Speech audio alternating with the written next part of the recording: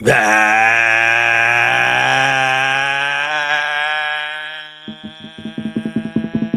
right. Bear down, Bears fans. It's time for another edition of the Chicago Bears podcast, Bears Banter, powered by Second City Gridiron. Bill Zimmerman with you, and we are back after free agency. Of course, we joined you a couple weeks ago with Mark Schlereth talking offensive line. We even speculated about Drew Dolman coming aboard here, but now the Bears have made some free agent moves, and we are going to talk about them. We're going to talk about them with Brad Biggs of the Chicago Tribune. He's going to be by here in just a little bit.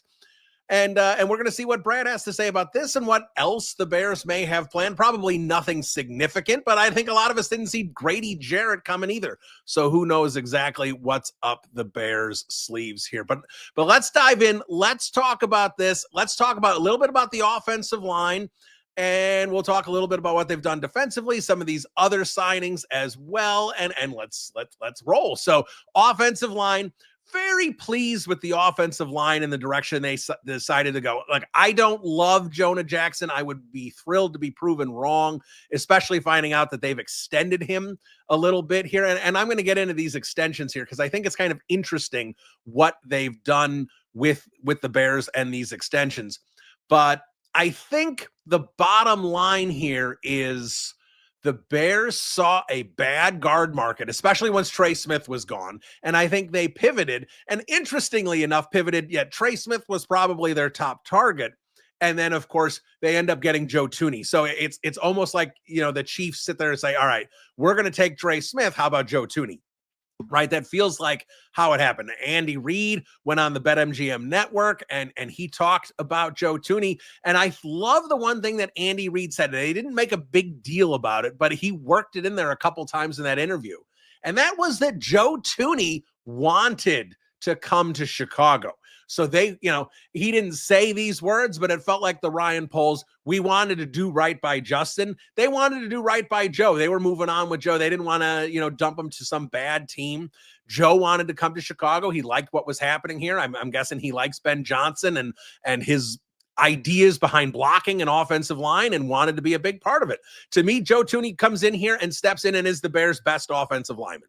Darnell Wright may surpass him this year, but at this moment, Joe Thuney is the Bears' best offensive lineman. Joe Thuney was the Chiefs' best offensive lineman last year, and that's obviously a Super Bowl caliber team. So certainly no slouch there. I mean, and Creed Humphrey's an excellent center. He's the highest paid center in the league for a reason, but I still think Joe Thuney a better lineman overall than Creed Humphrey. And now he's in Chicago, and he's going to be a veteran presence that the Bears really needed up front there that they didn't really have with some of these other guys. Tevin Jenkins, kind of a guy, beats to his own drummer. Braxton Jones doesn't come across like a vocal leader. Darnell Wright is still young. I mean, Matt Pryor was supposed to be a backup, and suddenly he's leading the team. Same with Coleman Shelton. They didn't have that leader up front. They didn't have that Kyle Long, that Olin Kreutz, that verbal leader that offensive lines need to slap one of their line mates in the helmet and just be like, get your head out of your ass, let's roll. And I think Joe Thuney's that kind of guy. I think that's going to help a lot up front.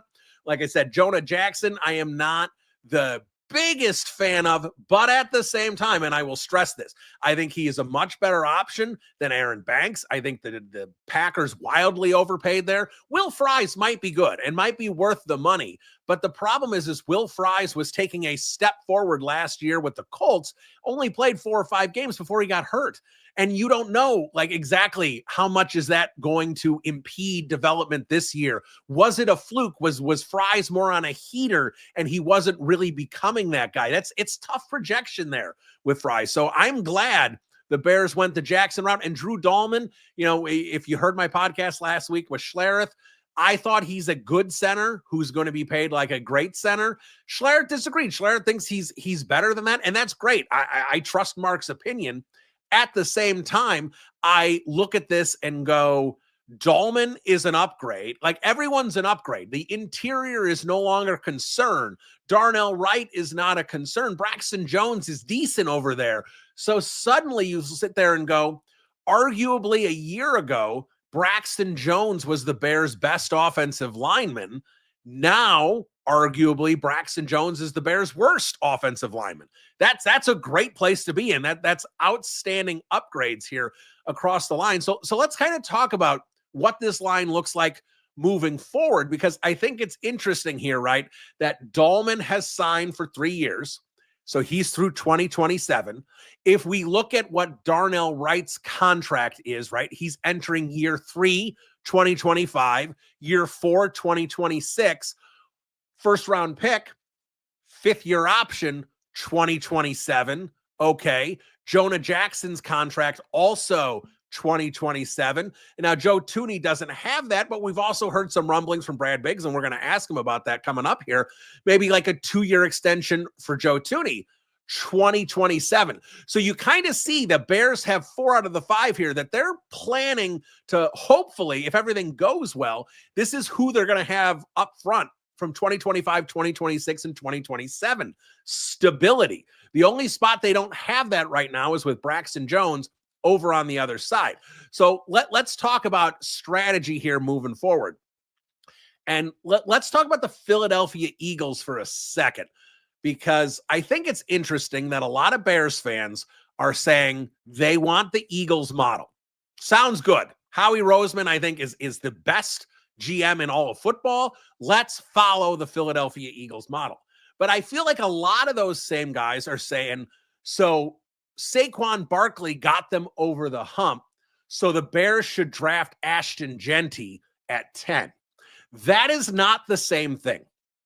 You are not following the Eagles model. In fact, you're going very against the grain of the Eagles model if you're drafting Ashton Genty at 10. And let me explain here, and this is going to build into the offensive line conversation. The Philadelphia Eagles, go look at Howie Roseman's first round picks all time. Go all the way back at 2011. Here's what you're going to find. And I may have these incorrect. I looked these up a couple weeks ago. This is pretty close. He has had 14 first round picks, 14 of them. What has he done with those first round picks? One of them, he took an off-ball linebacker a long time ago, like 2012, something like that. Guy didn't work out. Okay. The other 13, he took a quarterback. He's taken 3 wide receivers. He's taken a cornerback. And then everything else he's done, I believe 8 out of the 14 trenches, offensive line, defensive line. That is the Philadelphia Eagles model. Howie Roseman, with his first round picks, takes premium positions. He takes cornerbacks, he takes trenches, he takes quarterbacks, he takes wide receivers. That's the Philadelphia Eagles model. You use your high round investments, those first round picks. You use those guys on the premium positions. You do not use them on running backs. And if you look at Howie Roseman and you pull the curtain back even further, Howie Roseman has taken 0 first round running backs. He has taken 1 day 2 running back. That was Miles Sanders. Any other running back this guy has taken, day 3 running backs. So we're following the Howie Roseman model.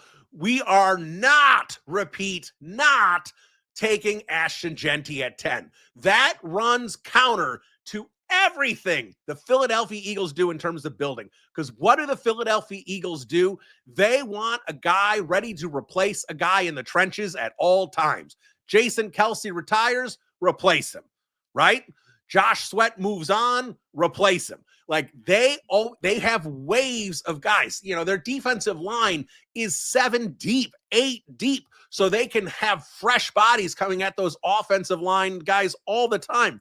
They have a pipeline of offensive linemen constantly being drafted, developed, and ready to take over as starters in case someone gets injured or someone leaves via free agency or retires.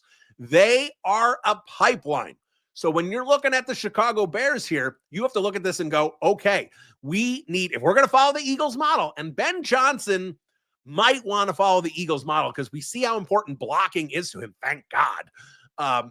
So let's follow the Philadelphia Eagles model here. They've got 4 linemen they're comfortable with for 3 years. They've got a left tackle. Now we're gonna pull back here. We're gonna look at beyond 2025. You don't want to be caught holding what in 2026 because Karan Amagaji didn't develop and you've decided Braxton Jones isn't good enough to be paid $18 to $20 million a year. Very well what he might get on the open market based on the Dan Moore contract and some of the other things we've seen here in free agency. Then what are you doing at left tackle? You're in a desperate hole. And I don't think Karan Amagaji's a toolsy guy, right? He's got nimble feet. He's got long arms. He's got a nice build. He could develop into a guy. And we should not give up on Karan Amagaji. I put that out on social media a few days ago. You don't want to give up on Karan Amagaji, but at the same time, you need to be realistic with Karan Amagaji. The guy we saw in December is miles away from being able to take significant snaps on an NFL field. He may get there. He may not. But you can't sit here in March of 2024 and just slate in Karan Amagaji as your starting left tackle in September of 2026. That's a long way for him to go. So you're smarter probably saying Karan Amagaji should be fourth tackle at best this year and hopefully can be swing tackle next year. And then maybe he's good enough to start the year after that. And you can see where you're at with him. And maybe you trade him. Maybe, he's a nice fill-in guy. Maybe he ends up starting. But right now, that is a bold place to go with Amagaji based on where he was in December. Because, guys, let's be honest. That was one of the worst games an offensive lineman has played in Chicago Bears history. Again, I know some guy in 1946 might have been totally outmatched. I'm not talking about that. Let's talk about the last 40 years, right? Since the 80s. That it's that bad of a performance because I watched that game and then I went back and watched it again because I'm like, was he really that bad? Was I really? No, he was worse, fellas. He was worse than you thought he was if you just watched the broadcast. The referees either felt sorry for him or realized if they kept calling it straight up, they were going to get Caleb Williams killed. Karan Amagaji had multiple blatant penalties, holds, take just a whole bunch of crap that was not called. It was called early, and then they literally gave up. That's how bad he is. He is miles away from being ready to play. So if you sit there and you go, this is the last year of Braxton Jones, what are we going to do at left tackle? The solution to me, and again, you can't force it. If there's a run on left tackles early, if Membu and Campbell and maybe even Simmons all come off the board in the top 9, well, you certainly can't be pushing left tackle unless they really like Kelvin Banks. You really can't be pushing tackle at 10. But I don't think that's going to happen. Maybe one of these tackles comes off the board in the top 10. That would be, obviously not too far of a stretch there, probably an expectation. Maybe 2 of them, doubtful it would be 3. So at that case, draft a left tackle. Make it an open competition. We heard Ryan Poles say there was going to be competition for Braxton Jones this year. Did he mean Amagaji? Maybe.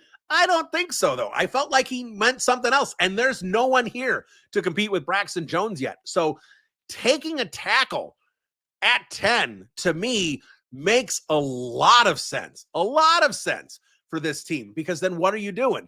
You're starting a pipeline. You've got Braxton Jones there. Maybe this rookie doesn't start, but he's your swing tackle this year, and that's where you build him in and see how he is, and you can be comfortable him starting to be the left tackle that season. Then you start drafting interior offensive line. In theory, you don't have to, and I've been killing Poles for not taking interior offensive line before round 6, but maybe this year, with the amount of holes you have, you don't take interior offensive line until day 3. You don't need those day 2 picks to be interior offensive line because of the fact that you have these 3 guys up front. But next year, you need to make sure you start drafting a couple interior offensive linemen. You need to start building that pipeline. So if they've got left tackle, let's say they draft a left tackle at 10 this year, now you've got that position settled. You got the other 4 positions settled through 2027. Then you start drafting offensive linemen in the interior in 2026, 2027, and you can start turning over these guys. Tooney's going to be a little bit older, right? Dahlman's had some injuries. We don't know what's going to happen with him. So at that point, you can become the Philadelphia Eagles, but you have to create a pipeline that doesn't exist right now. The Bears made a good job, but made a patchwork offensive line. Now they need to start figuring out how to maintain that offensive line, something that the Bears have wildly struggled with in the last 10, 15 years. They found a five they like. They never have enough depth behind them. One of those players starts getting injured, or their skills fade, or they leave via free agency, and then you have a giant hole there. This needs to stop. The Bears need to start creating a pipeline. They need to do it on the defensive side of the ball as well. Grady Jarrett, I did not see that coming. I like that move. Now, Dio, I'm not as big of a fan of, but we'll see. The Bears now have 2 legitimate defensive ends. The Bears have 3 legitimate interior defensive linemen. Let's see where they go. That's not enough. Austin Booker, you can't rely on. He needs to be your 4th defensive end this year. That means they need a 3rd edge. They either need to go out and sign one, or they need to draft one early. Draft an edge at 10, maybe. Draft an edge in the 2nd round. You know, Jack Sawyer, someone like that, probably going to be there in the 2nd round. They also need a running back. We know that. So the Bears have 4 picks and have a lot of holes they need to fill in those 4 picks. They need at least 1 defensive lineman, maybe 2. They need a running back. They need, I think, an offensive lineman, perhaps a tight end, perhaps a safety. They've got a lot of holes here, guys, a lot of holes. And when you peel it back a little bit, like 2026, they don't have any linebackers. TJ Edwards is going to be gone. Tremaine Edmonds better be gone at that price tag. They're going to have to get some linebackers too. I'm not saying they should take early capital on a linebacker, but round 3, round 4, they don't have a round 4 this year. Round 5, take some linebackers and see if you can develop them into starters. Jack Sanborn should have been playing these last few years, and they should have had a better investment at linebacker than they had. So this is what we're looking at with the Chicago Bears, what they've done so far. I like what they've done. They've improved the defensive line significantly. Grady Jarrett, I think, kind of like that Joe Thuney, going to be a good leader there. And you got Billings, you got some veterans there, but you need more youth. You've only got Dexter. Zach Pickens, shove him aside. That guy's not going to make it. You know, maybe he's on the roster this year, clinging to the 53rd spot. This guy is not a legitimate contributor. See what you get with Austin Booker this year. You need a couple more youthful guys to start, again, developing that pipeline there on both sides of the football. Now, another thing the Bears have done is they are trying to make an investment to be great in all 3 phases, right? They beefed up the trenches and hope that the offense is there. The defensive line, same thing, trying to beef that up to make sure the defense maintains or improves from last year. But they have not ignored special teams, and I like that. I like that they brought Amen back. I like that they brought Josh Blackwell back. I like that they brought Travis Homer back. These guys are core special teamers, and they are back because Richard Hightower wants them and needs them, and they didn't ignore that. They didn't just say, here's our 53-man roster, Richard Hightower, figure it out with these players. No, they looked at this and said, who are the best special teamers on this team? Let's make sure we have them. So Richard Hightower has a group of guys that he can work with on his special teams units. In terms of returners, we still obviously have some questions there. Not sure who the kick returner is going to be. The punt returner very well might be Olamide Zaccheaus. I think that's a very underrated signing. I like that. A couple people I talked to said this is a guy who's really useful. He can block. You know, block, no rock. No block, no rock. We heard that from Ben Johnson. Excuse me. He is a guy who can block. He is a guy who's shifty, moves well in space, but also has the ability to return punts, things like this. I think he's going to be a useful player for this Bears, not only just in offense, but on special teams as well. So the Bears have made some nice moves here. I'll be curious to see if they sign a veteran quarterback, not Jameis Winston or anything like that. I think Bajan as the QB2 is fine, but do they want to bring in a veteran? Maybe a veteran who's comfortable with Ben Johnson, who can help Caleb Williams transition from one offense to another. Because now, again, keep in mind, we talked about this last year. You didn't want to have to change the offense over on Caleb Williams. Now, in the long run, this should be better, but Caleb Williams is not going to be in his 3rd offense in 3 years. USC, Shane Waldron, and now Ben Johnson. That's not great. That's not what you want to do to a young quarterback, but that's what the Bears are doing to Caleb Williams. He's got the right group around him. We'll see how this goes, but do you want a guy like Nate Sudfeld to come in as a camp body? Maybe he makes it as the third quarterback on the roster, goes to the practice squad. Austin Reed, we'll see what happens there. But that kind of guy who comes in, has been with Ben Johnson in Detroit the last couple of years, knows the terminology, knows what Ben Johnson's expectations are, and can work with Caleb Williams. Someone like that. Case Keenum. This guy is like the mentor in the NFL now. Do you want to bring a guy like Case Keenum over and have him as the third quarterback on the roster? So they got some options there. What do they want to do at quarterback? Running back, obviously, I think they've got an RB2, RB3, and RB4 with Swift, Johnson, and Homer, but they don't have an RB1. It would be really handy to get one in the draft, and I think they are going to focus there. Wide receiver, are they comfortable with the guys they have? Feels like they need one more. They're going to go for another veteran. Rondale Moore has come in for a visit, or, Mecole Hardman's another name we've heard. Are they going to try and fill out the wide receiver room with that? Are they going to look at maybe a day 2 wide receiver? I don't know. Tight end, Smythe. I like him more as a third tight end. Maybe the Bears see him as a second tight end. I'd like to see an investment in the tight end room in the draft. We haven't seen that yet. I've talked about the trenches. I talked about linebacker, safety. Byard and Brisker probably not going to be on this team in 2026. Is it time to make the investment there? So the Bears have some interesting options here. The bottom line, though, is the Chicago Bears had what I think is a really good free agency period.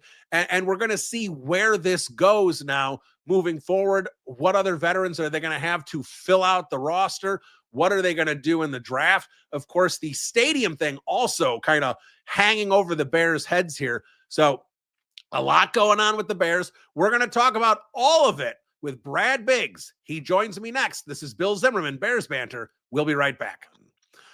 All right. Excited to talk to this gentleman. He's always nice enough to come on once a football season, and he is the big dog on the Bears beat. And if there was any questions that anyone else was coming for the throne, he has put those to rest this year. He's been on fire with his columns, really having a good plug into what the Chicago Bears were doing this entire offseason. He is Brad Biggs of the Chicago Tribune, and he joins me now. Brad, Bill Zimmerman, how are you?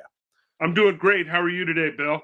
I'm doing really well. I'm excited for this Chicago Bears season coming up in 2025, and a lot because of what they did this entire offseason. And I think you're seeing, I'm always curious with the GMs who try and work with the coaches, kind of what was Ryan Pohl's vision versus what was Matt Eberflus's vision.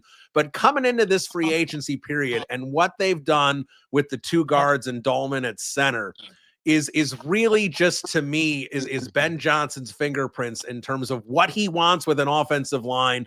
That, they went out there, they got it. And it's let's be honest, Brad, it's been something that's been largely ignored the first 3 years of Ryan Pohl's tenure.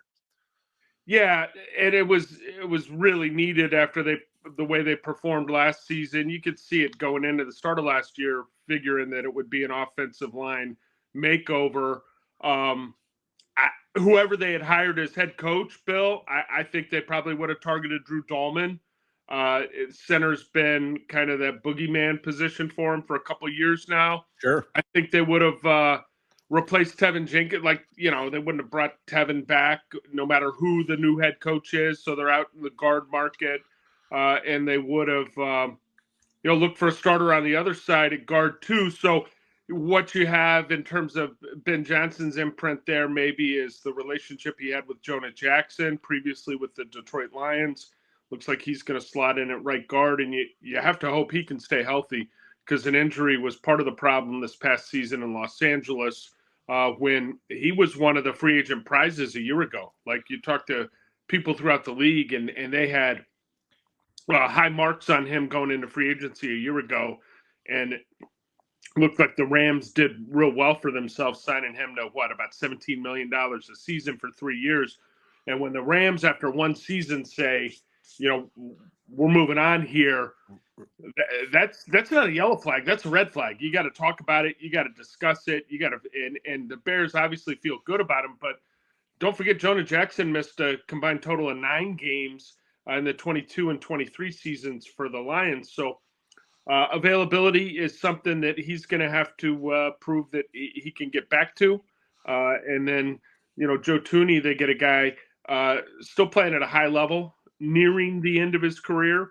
But the Bears have to be hoping they can get 2, potentially 3 pretty good seasons out of him at left guard. And then Dahlman, the thing you like about Dahlman, well, there's a couple things I think you like about him, but that's a guy that's entering the prime of his career, right? He's 26. He's going into year 5. That's what you really like there. So whoever the head coach was going to be, whoever the GM was going to be, this was going to be the project, the focus, and now we've got to see, how it comes together on the field, and if there are some more additions, because truthfully, I don't know that you can talk about putting a focus in your line and building on the interior if you don't follow up with actions in the draft.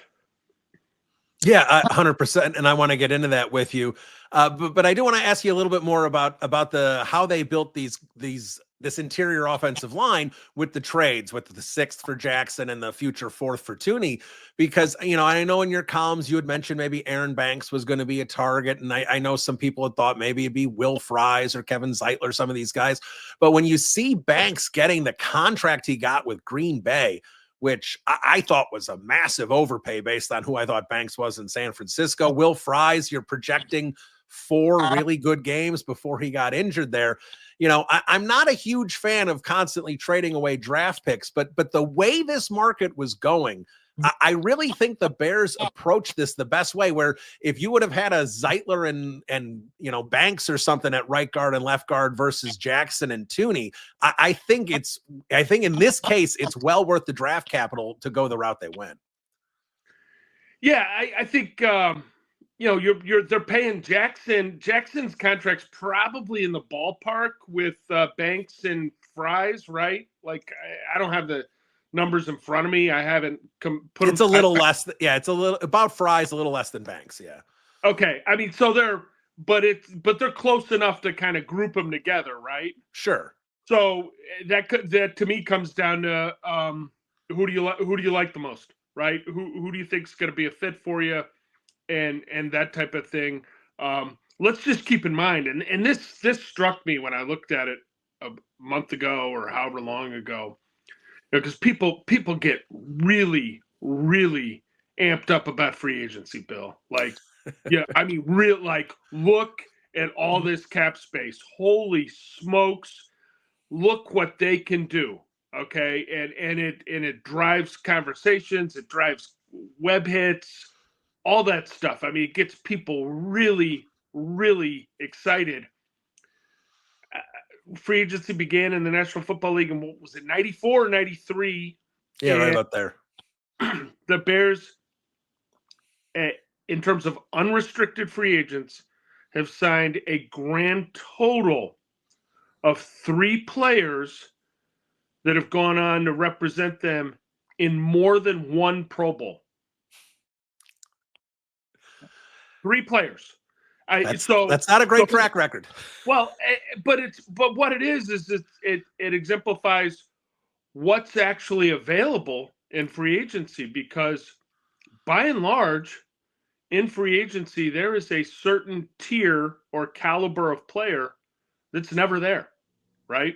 Right. That guy does not experience free agency in his career, or at least he doesn't do it at a time when he's considered elite at his position. Khalil Mack was a free agent he didn't actually make it to market. The Chargers re-signed him before I think it opened up, but he was slated to become a free agent for the first time in his career at age 34. So you get my point. So what I'm trying to say is, you look at these teams that put together a lot of fancy signings in March, and sometimes the production doesn't quite measure up. You're not necessarily buying guys who tilt the field on Sundays. You can get really good players, and the Bears have to hope that they've found some really good players here. but they're to truly get this thing going and for it to be sustainable, they've got to draft their way out of it, Bill. Yeah, no, I agree. And I hear what you're saying. The Reggie White, Drew Brees, and Saquon Barkleys don't come in free agency very often, is basically what it comes down to. But before I get into the draft, Peppers, Peppers, who Peppers is one of the, Peppers represented the Bears. He was selected to 3 Pro Bowls. He's one of those 3 guys. Tim Jennings, the cornerback, is another one. And the third one, it's escaping me right now. It'll probably come to me, but how long you ask an average fan, I don't know that they'd come up with the Tim Jennings name, that was a outstanding free signing for the Bears. He had a couple really good seasons, but I don't know that you ever looked at him and said, hey, this guy's a shutdown corner in the league. He had some super productive seasons with ball production, interceptions. Yeah. So while we're talking about these acquisitions, Joe Thuney, I know you've suggested it. I don't remember if it was column or on a score hit, but do you feel an extension is coming there? This isn't going to be a Keenan Allen situation.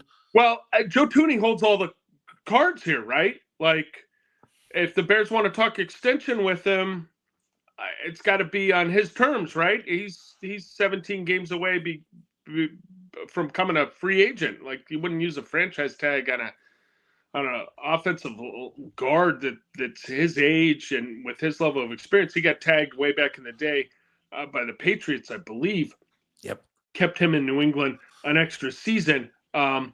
But yeah, I don't think you can legitimately take Joe in the locker room and point to him as, hey guys, we've got this leader here.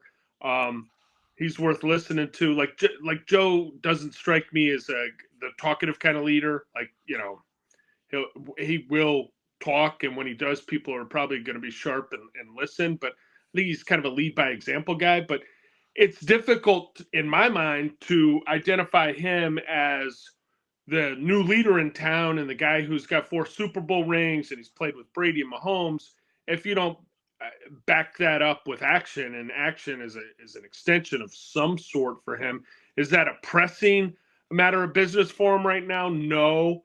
But I would think that they would want to explore it. I don't think you make that trade thinking, this is a one and done for Thuney here, because if they are, they ought to consider drafting a guard in the first round, because they just, you're going to be turning over that position again real soon. So I imagine that's something that they get to with his representation at some point. But again, the trade was made. He's in place now. Like, I think Thuney's got a good deal of leverage. Yeah, absolutely. And hopefully they can come to some kind of deal that works for both sides. And let me ask you about drafting offensive line, because I do think you're right there. And I think a lot of Bears fans like to point to the Howie Roseman model about how you build a team up and how great the Eagles have been here the last few years.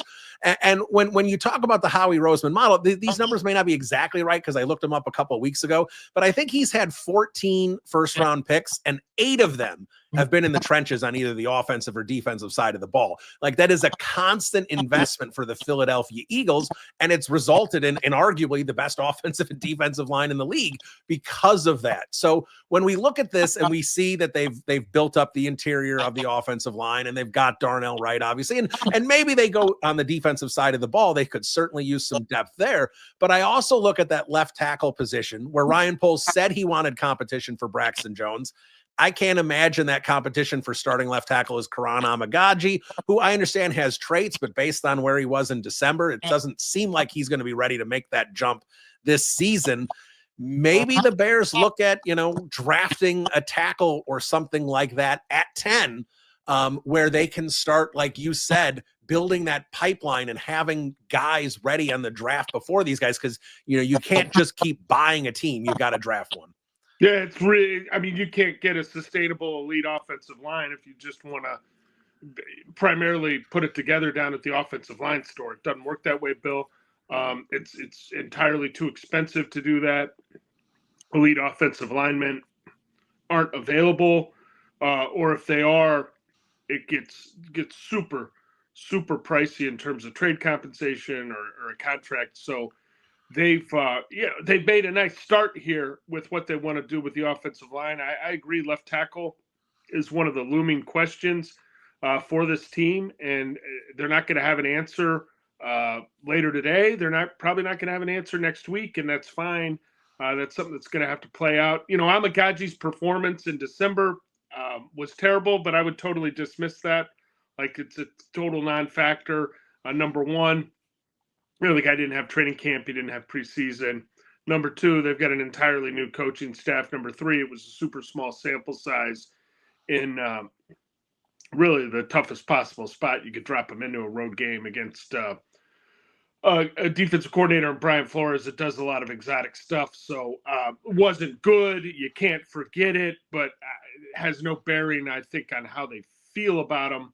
You just got to see, what he looks like when he comes in and how the new coaches evaluate him. Like, it's all up to these new guys. Like, I got a mailbag question the other day. Hey, is Bill Murray going to make it as a backup guard? I'm like, I have no idea. Like, and they have no idea either because they haven't seen him. And with these linemen, you're not really going to get any intel on them until training camp and pads go on and preseason and things of that nature. So they've got to amass more talent, be it at tackle, guard, you name it. On the defensive side of the line of scrimmage, they need more depth, more talent, and then they can play in waves on defense with fresh guys and get production, because they, it wasn't good enough last year. Like, they were inadequate, in my opinion, rushing the passer. They were poor stopping the run.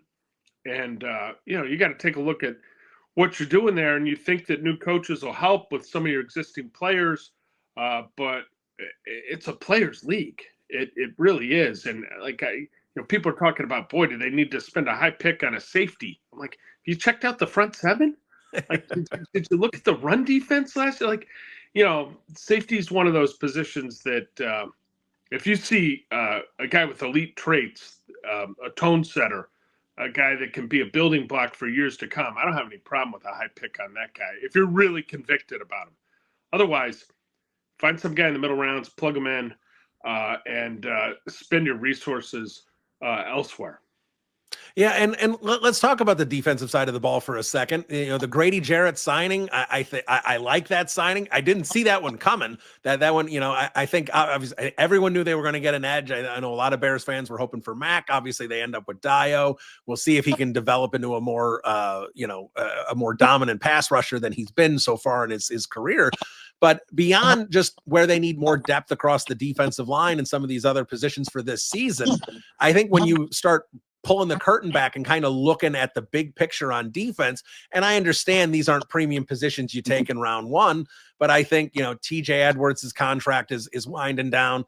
I think it'd be smart if Tremaine Edmonds was released after this season based on the production versus the contract. And at safety, and I understand, like you said, not a premium position to invest in round one usually, but I'd have a hard time imagining with Brisker, with how much he's been on the field, that they would give him a contract extension, and Byard's contract is going to be up after this season as well. So the defense is also in a position where there's going to be a lot of positions potentially turning over here in the near future.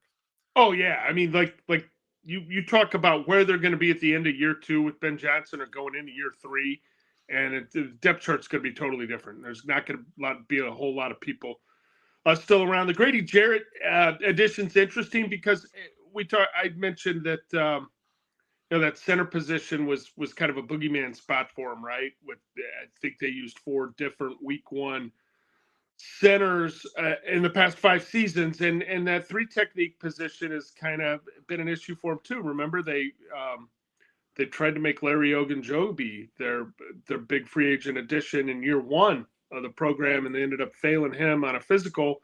And I think he missed 1 or 2 games with the Steelers the past 3 seasons. Pittsburgh just cut him, but the health wasn't an issue with the Steelers. That's neither here nor there. They pivoted to Justin Jones, who I thought for $12 million for 2 years, it was a good signing. They got their money's worth out of Justin Jones. Difference maker, no.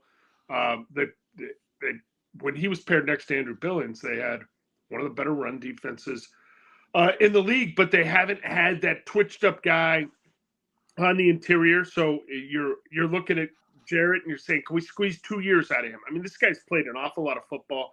I thought the Falcons were probably negligent in playing him too much last year. I think he had over 700 snaps last year. That's coming off an ACL that he suffered in 2023. So if the Bears reduce his playing time a little bit, look at him as a guy, hey, we paid him for money downs. Okay, so you're paying him for third down. You're paying him for, late in the third quarter, fourth quarter, things of that nature. Hopefully he can help out. He's obviously got tremendous leadership skills, but they need to, they need to add some more to that defense. And you make a really good point about some of the turnover that they're going to be experiencing. Although linebacker, safety, like those are easier spots, I think, to plug guys in, and you can do that in a number of different ways. You can find productive free agents at prices that aren't going to, alter what you can get done at other positions. So it will be interesting to see when they get going, like who is kind of fitting in for Dennis Allen and who looks like they can establish a future, because it's a brand new start, right? I mean, it is a fresh depth chart. And I think if they're doing this right, if they're doing this right, there's going to be no preconceived notions, and people are going to have to earn it. And so if that is the case, you could be looking at more legitimate competition for jobs in training camp, which has probably been lacking a little bit the past few years. That's not necessarily the fault of Eberflus or his staff, but the last couple of years, you'd look at the depth chart as they got ready for camp, and how many jobs are actually up for grabs here? And you couldn't. There really weren't a whole lot. It felt like a manufactured discussion to me in a lot of ways. This year, you would hope that just organically there is more legitimate competition. Let me just ask you a couple more here. First one on Ryan Poles, kind of a two-part question. One, the evaluation process in the draft for Poles and his staff. I mean, when we talk about draft hits, it's Caleb Williams, it's Rome Odunze, it's Darnell Wright, Gervon Dexter. It's all round 1 and round 2 guys. The round 3 picks have been poor. Day 3 picks, other than Braxton Jones, there hasn't been much there either. Where are you in terms? I know a lot of people like the process of Ryan Poles, but in terms of the evaluation in the draft, haven't seen a lot of success there in the mid to later rounds. And do you know the status of Ryan Poles' contract? There was a lot of talk of that in January. The Bears kind of, avoided it, and where that stands in terms of, is he definitely going to be the guy as far as McCaskey and Warren are concerned to pair with Ben Johnson here in the coming years? Yeah, I don't know exactly where his situation's at. It was my deep belief at the end of last season they had a deal that went through 2026, the end of the 26 season. Where that's at right now, I don't know. Yeah, they've got to get better in the draft. They've got to get better in the draft overall. You look at it, and I would think they would try to get a contract extension done this offseason for Kyler Gordon, who would be the first draft pick by Poles that would earn a second contract. And that's important, because when you've got draft picks that are getting second contracts, that means you're doing two things right. You're drafting well, and then you're developing your draft picks, because it's draft and development, right? It's twofold. It's not just identifying them and saying, okay, that's the guy. Then you got to help them become better players when they get inside the building for you. So some of it's been a little bit of a short. I mean, I don't have the numbers in front of me, Bill. It's not like they've had a ton of picks every year. But some of that's his doing, right? Moving around, and the more picks you have, the more opportunities you're going to have to hit on a guy. But it's a big year for him, because like I said, to legitimately get out of this, to get sustained success, you have to draft your way out of it. There's not a shortcut. You can make other moves to build your roster, and you should. All the avenues, trades, claims, signings, you name it. All of that's really important. But to build it and sustain it, I think you got to draft your way out of it. And the Lions are a great example where Ben Johnson came from. Like, they haven't been big players since Dan Campbell got there in free agency. Like, it's been pretty selective about what they've done. You haven't seen a whole lot of big contracts. I think but before last offseason, like, the biggest one they had done was that cornerback, was it Sutton? I think that got, he went like off the reservation and got himself in trouble. They ended up cutting him. It was like a $10 million a year deal for a cornerback. So they've drafted and and they've developed them. And so, yeah, they've got a hit in round one. They get round two is going to be huge for them, right? They got 3 of the top 41 picks, and they need to hit on day 3 and find some guys. And one day 3 guy that Terrell Smith's got a chance here. Sure, like, he's done some things for them, but you need to find an Eddie Jackson in round 4 with a little consistency, right? You need to get yourself a Lance Briggs in round 3, right? He was a 3rd round pick, I'm pretty sure, at Arizona. So they need to the batting average needs to go up a little bit. Yeah, and like, Ryan Pace, he had shortcomings, but like you said, Eddie Jackson, Tariq Cohen, Adrian Amos, there's a lot of Jordan Howard. There's a lot of successful guys that he found on day 3. All right, last one for you, Brad. Appreciate so much time. The stadium. Any insight you can provide on that? It seemed like Kevin Warren really wanted Chicago, but now it really seems to be pivoting to Arlington Heights. But at the same time, where's the funding coming from? The government doesn't seem to be too interested. I know the federal government, if they're putting tariffs on things, building materials from Canada, that's going to get really expensive. I know Kevin Warren says shovel in the ground 2025, but it seems like there's a lot up in the air right now. There's no question that there's plenty up in the air right now, Bill, but Kevin Warren is like, if Matt Eberflus doubled down and tripled down on some of those in-game decisions last season that were very controversial, right?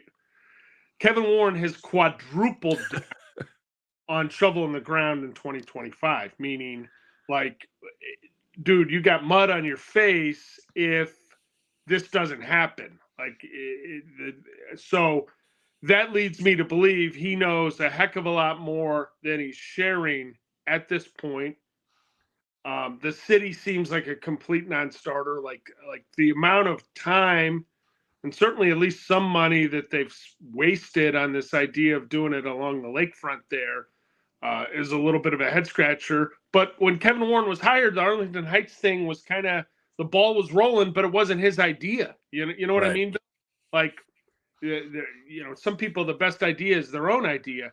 The Arlington Heights thing makes a ton of sense, but to your point, I think one of the really unresolved questions here is funding, and that's if it's on the lakefront, at that south side spot, if it's in Arlington Heights, if it's in Gary, if they go back to Decatur, what's the funding? Like, where is that final piece of money coming from? And I've got no idea on the answer to that question.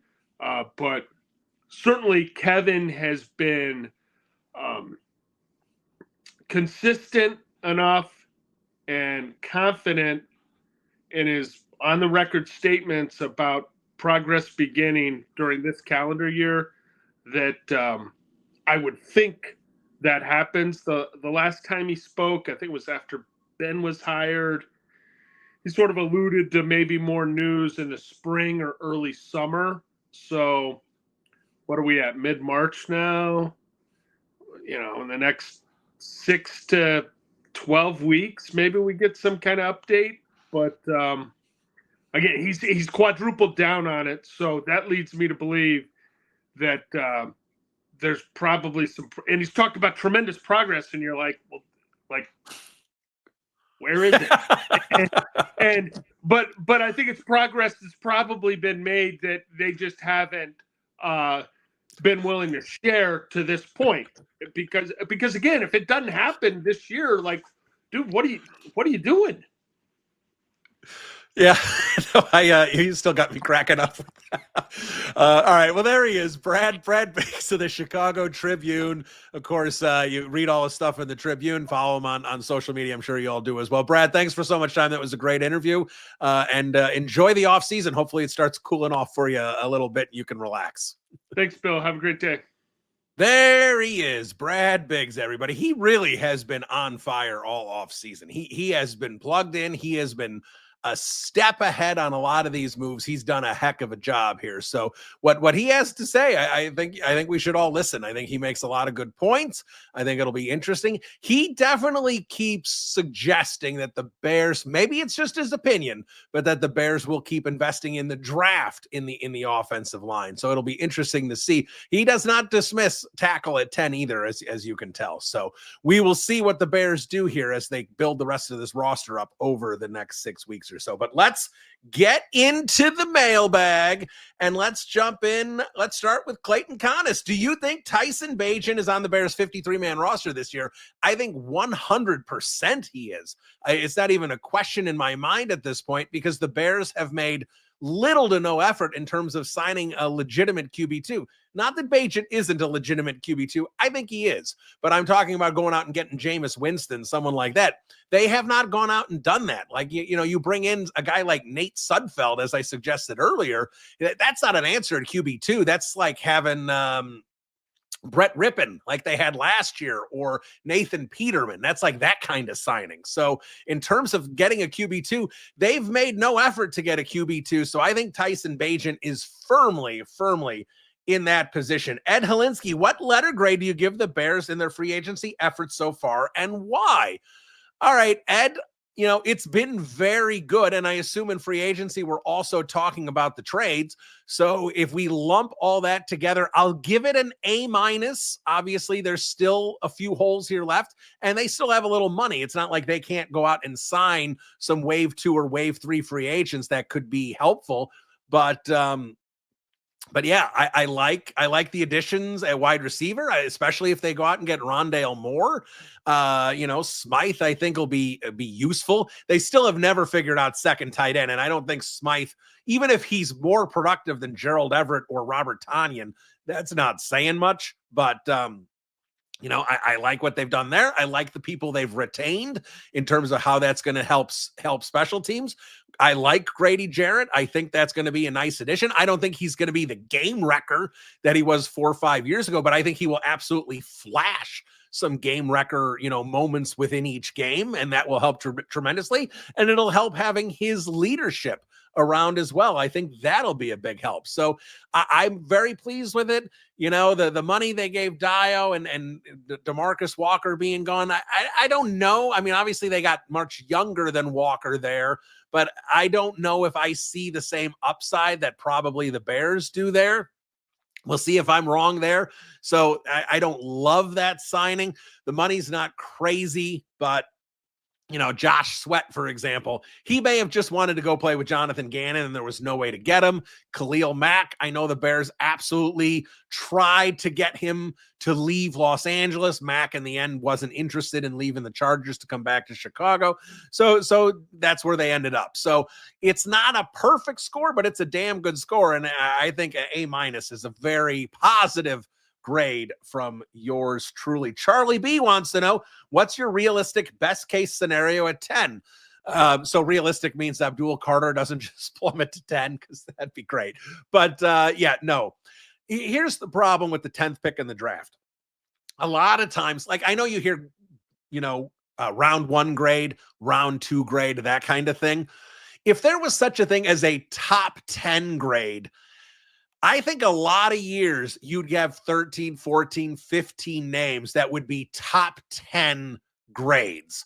I don't think there's 10 top 10 grades this year. So the level of player the Bears are going to get at 10 isn't great. So I am not a fan of taking Ashton Genty at 10 if he's there, especially because of the depth of this running back class and what kind of running back you're going to be able to get on day 2. So I'm not a fan of that, Charlie. Not that you suggested it, but I'm just saying flat out. And as I talked about with Brad Biggs, I think there needs to be trench investment. So for me, is it realistic to say Mason Graham could fall to 10? I don't think he will be there, but I would love for Mason Graham to be there at 10. I would want the Bears to snatch him up in a second. Offensive line, I'm still going through the tape on offensive line. Will Campbell. How do the Bears see Will Campbell? Do they see him as a tackle, or is his arm length an issue where they see him at a guard? Talking to people say Will Campbell, if you think he can play with his length, can step in and play tackle right away. Other people think you have to kick him inside, and the way his playing styles were at LSU, he's going to take a while to reacclimate to becoming an inside player. Membu, is been a right tackle. Can he play left tackle? Obviously, there would have to be some kind of switch there. So to be honest, I guess I would say Mason Graham is the realistic best case scenario, but I don't know how realistic that is. Other than that, it's going to be, to me, tackle. That's what I want to see the Bears take. That's the competition for Braxton Jones. Maybe it's Simmons. Maybe that's a guy they end up liking and you take him there. I'll be curious to see what the Bears do. But I think the realistic, it's tough there because I just don't think there's going to be a huge value at 10. And if there's not a huge value at 10, if I'm right about that, there's also not going to be a lot of people hammering the Bears phones to move up to 10 to draft somebody. So it's a little bit of a tricky situation. All right, Kurt, it seems like O-line in the first round is off the board. What does your gut say the Bears end up doing? Skill position like running back or tight end or D-line? Again, I get with Jahmyr Gibbs, with Ben Johnson there, that there is a chance that they could take a running back here. I just don't see it. The Bears don't have the luxury that you need to have to do something like that.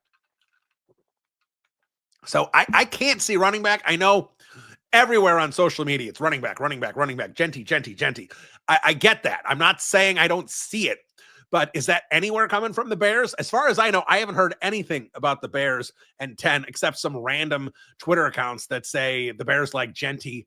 Nothing substantial I've heard is that the Bears like Genty. They may. I'm not saying they don't, but I don't know about running back. Now, tight end, are they willing to do an investment like Warren at 10? That'd be interesting. I'd be curious what Ben Johnson would want to do there. I wouldn't be opposed to that. I haven't watched the Warren tape yet. I've been trying to get in as much as I can. I am behind on watching guys. Obviously, as we get into early to mid-April, I'll have a lot more names checked off. I haven't watched a ton of Warren yet, but a lot of people are very high on him. D-line, again, someone like Mason Graham is there. Edge players, I think, are absolutely going to be in the mix there at 10. So to me, I would say the Bears are still probably looking at trenches. You see Poles and Johnson smiling when they mention adding defensive players, like maybe that's in the mix. You hear Poles saying competition for Braxton Jones at left tackle. So there's some things going on there. I don't think running back is in the mix at 10. I just don't see that being in terms of roster construction and building this roster. I just don't see it. Oak Lightning, assuming less than half of the free agent signings and trades work out, which two players do you think are the likeliest to succeed from the 5 the Bears picked up this offseason? Joe Thuney, I don't think he is anywhere near, falling apart. I think he's got a couple years left in him, which is all the Bears are looking for at this point. So I think Joe Thuney succeeds. And I will say, if Dio doesn't improve, that's going to be a mass signing.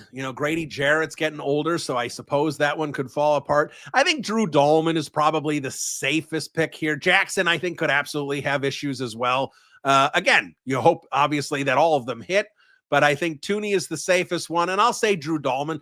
I think Dahlman's ceiling is a little limited. Maybe I'm wrong. I know Mark Schlereth thought I was wrong, but I still think the floor is high enough where Dahlman is still going to be a competent and solid center there. I just don't know if he's ever going to reach elite status. Jason Black. Hey, Bill, say the Bears stay in 10. Give me a pick that you could actually see that would start for the Bears. Right now, every position, they project, I don't see them starting. Okay, left tackle. Let's say they go after Simmons. Open competition or Will Campbell. open competition with Braxton Jones, you could absolutely see the left tackle, the rookie, winning out. Braxton Jones becomes your swing tackle. I think that's a possibility. Tyler Warren, someone like that, we just mentioned him. Is he starting? No, with Colt Kmet there, but are they going to run a lot of 2 tight end personnel and Warren will be out there a lot? Does that count? I don't know if that counts for you, but someone like that. Obviously, if they do running back and they sign Genty's they draft Genty's the running back there. And again, with the defensive line, and I've mentioned this, like right now, if you don't add any more talent at defensive tackle, you could see Javon Dexter not starting, but getting more snaps than Jarrett or Billings because he kind of subs for both guys. So I think in terms of starting across the defensive line, if they go out and if they draft an edge at 10, something like that, is the guy going to start? No, but is he going to see 50, 60% of the snaps? Very likely, yes. So does it matter about starting at certain positions? No, I don't think so. But in terms of where they go, there's a lot of possibilities here at this point. Let's see. Joe Barazak, given what Poles has talked about in terms of on the board now being open at 10, do you think Genty or Warren are there as their BPA and the Bulls pair the trigger? Very unlikely. A no doubt pick via more highly rated left tackle or edges there at 10. Also have 3 day 2 picks for the lines. Yeah, Joe, I get that about the lines, and there should be a little more talent there, especially along the interior, but you don't draft like a round 3 tackle and he hits very often. It's a pretty low rate. If you're going to take a tackle, you want to take a tackle in round 1. So, yes, I think the board is more open for the Bears now with some of the moves they've made, but at the same time, Ryan Poles doesn't want to tip his hand. So he's going to say the board's open and there's any direction they could go because it's Lion season and they may have a guy right now that they want at 10 and they are desperate to take at 10, but they don't want the world to know it. So that's always a possibility. It's probably too early for them to have fallen in love with someone. There's more pro days. There's more research to do. Darnell Wright was early April. It was like April 10th by the time that they had made up their mind there. So there's still a ways to go in this process. Shanique 004. Is there a possibility Bears move up again in the first if they see a good prospect fall?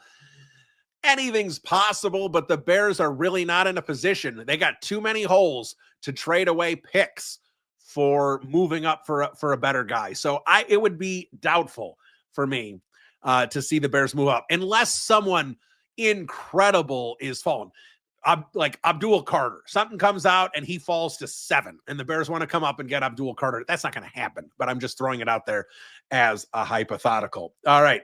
Rossi Furhart, do you think the Bears will add a left tackle in the draft? Or are they good with the Braxton Karan duo? And branching off that, do you think Braxton gets extended? Well, here's my guess here, Rossi. I don't think the Bears see Braxton Jones or Karan Amagaji as the no doubt left tackle of the future. Amagaji, and I know Big said you throw out the December game. I don't think you can throw out the December game because, again, that shows you where he is right now. He could make huge progress this year, Amagaji. He could. I hope he does. But huge from where he is in December, if he makes huge progress to me, that's not starting left tackle in the league. That's swing tackle. If he is a decent swing tackle this year, that's huge progress for Amagaji. So the Bears have a ways to go here at this point at left tackle. And again, like I said at the start of this podcast, you don't want to be caught with your pants down with no left tackle plan in 2026. So I think they still need to tweak that here. All right, Pete Martinek, do you think Poles might actually trade up in the first round? And if he would do it, would it be for Genty if he was still on the board at 7? I would loathe trading up for a running back. I would loathe it. It's one thing if they sit at 10 and take him. Now you're giving up, a second or a third round pick to come up and get Genty. That is a massive, massive running back investment. And again, you look at the running backs in the league here. I know Jahmyr Gibbs is doing it in Detroit. Bijan Robinson very quietly doing it in Atlanta right now. But everyone's like, oh, look at Saquon Barkley. Well, he's not doing it with the Giants. That's the team that drafted him. I don't know. I'm just not a running back in the first round guy. I know between now and the draft, I'm going to get 50 more questions about Genty at 10, and I'm probably going to keep saying the same thing. Don't draft Genty at 10. Take one of these other running backs in round 2 or round 3. It's a much, much better value. The Bear Cave. Do you think there's any chance the Bears pick up an edge rusher like Zadarius Smith before the season? I don't know if it'd be Smith. Obviously, that's a possibility, but here's the one thing. And I like that you said before the season, not before the draft. I think there's probably a good chance the Bears are done adding edge pieces, unless they a really low-level guy before the draft. But keep in mind, edges are sitting around in July and August on a regular basis. I mean, Yannick Ngakoue, they sign in like August. So those type of guys are there a lot, those veteran edges. So there's going to be a couple guys around after the draft. If the Bears sit there, the board doesn't fall like they wanted it to, they don't have an opportunity to draft an edge, even though they wanted to draft an edge. So you go out and sign someone like that who can be your third edge, maybe a specialty pass rusher, that kind of guy. So I think, yes, there is a possibility the Bears bring in a veteran edge, but I think if they do, it would be a while. David Glenn, Poles has placed an emphasis on RAS scores when bringing in players. Does Johnson place an equal emphasis, or how will they evaluate players going forward? David, I'm just going to say, I don't know. I don't know what Ben Johnson likes, because we don't know what Ben Johnson say was in Detroit. Ben Johnson likes guys who are willing to block and get down and dirty. I know that. That doesn't necessarily have any, equate to RAS scores. So I think if we see, obviously RAS scores were huge for the Bears the last couple of years. Will they remain? I don't know. We will have to see. I have no answer for you on that one. Let's see. Lasan Al-Khalid. Who gets an extension first, Kyler Gordon or Joe Thuney? Also, do you think they go safety earlier than expected, since Brisker and Byard are in the last year of their deals? All right. I think both Thuney and Gordon get an extension. I think Thuney gets one soon, late March, early April. And I think Gordon gets extended in August. Man, I've had a frog in my throat for like 6 weeks. Anyway, yes, they do need some safety. Again, you can find some plug and play safeties, but it'd be nice if they draft one. They don't have to draft one early, but I always say, like, I love round 4. I hate that they don't have a round 4 pick. You pick up like a round 5 safety, something like that. I could absolutely see that as a possibility. I'm just going to say this from B. Quinn. What happens at 10 if there's a running back available from Boise State who wears number 2? How about you call the Cowboys and see if they want to trade up and draft him? How about that? There is my answer about that. John Paul, is it a 0% chance the Bears want Tet? That's McMillan. That's the wide receiver. I don't know. I mean, maybe, but that just seems to be doubling down in the same direction they were going before. Again, I stress trenches. Again, you want the Howie Roseman model, trenches, trenches, trenches. That's what you need to invest in early in the draft. I have not heard if the Bears like McMillan. It would seem strange for the Bears to take 2 top 10 wide receivers in back-to-back years when they have holes at other places. So I'm going to say it's not 0% because he's a talented player, but I would think it's not too far from 0%. And Evan Lepeau, what are your favorite kind of chips? Blue chips. That's Evan. Blue chip players. That is my favorite kind of chips. All right. That's going to do it for Bears Banter. Thanks so much. We will be back soon with another podcast. I don't know if it's going to be the week of the, whatever would that be, 21st or the week of the 28th, but we will be back soon with another podcast. Bear down, everybody. Talk to you soon. Adios.